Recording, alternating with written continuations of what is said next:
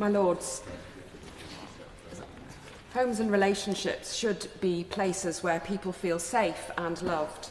But when Northumbria police receive about 115 calls about domestic abuse a day, this is sadly not the case for many. The North East has particularly high rates of domestic violence at 19 per 1,000 population, according to Health Equity North, whilst the average for the whole of England is 13. Steps are being taken to reduce this number, with Northumbria Police having placed domestic abuse specialists in their emergency call rooms since 2022. The project has received positive feedback, and I welcome the government's plans to introduce this more widely through Raneem's law. At the end of May, I met the family of Holly Newton, a 15-year-old girl who was stalked and murdered by her ex-boyfriend in Hexham, Northumberland, which is in my diocese. The noble Baroness Lady Chisholm mentioned Holly in her opening speech. The law states that this case was not one of domestic abuse, as both the victim and the perpetrator were under the age of 16, and was classified as knife crime.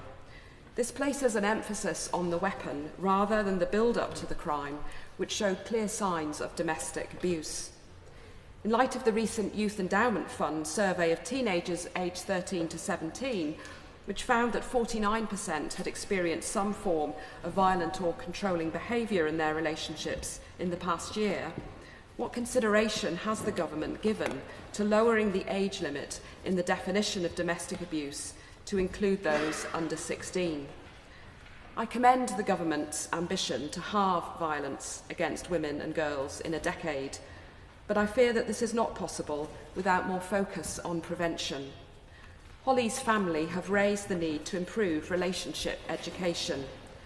The YEF survey also found that only 40% of respondents had lessons on building healthy, respectful romantic relationships, and even fewer teens received practical advice on recognising or addressing unhealthy relationships. What steps are the government taking to ensure that teenagers receive high-quality education on healthy relationships and spotting signs of violence and coercion? Bold ambitions require bold actions. I hope that this government has the courage to take the necessary actions, centring the voices of victims and survivors.